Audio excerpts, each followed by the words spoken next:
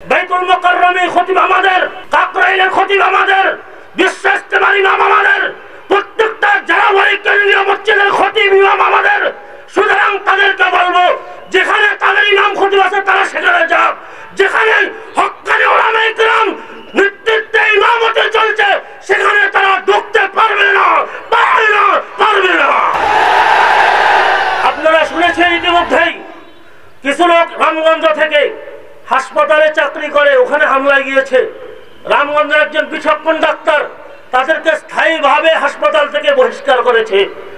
একজন বিচক্ষণ ডাক্তার যদি সেটা করতে পারে, আপামর সর্বসাধারণ মুসলমানের কাছে আমি অনুরোধ করতে চাই, এই সমস্ত লোকগুলো যতক্ষণ পর্যন্ত হেদায়েতের দিকে ফিরে না আসে ততক্ষণ পর্যন্ত আমরাও তাদেরকে বয়কট করব। ইনশাআল্লাহ এরা সোজা হয়ে যাবে।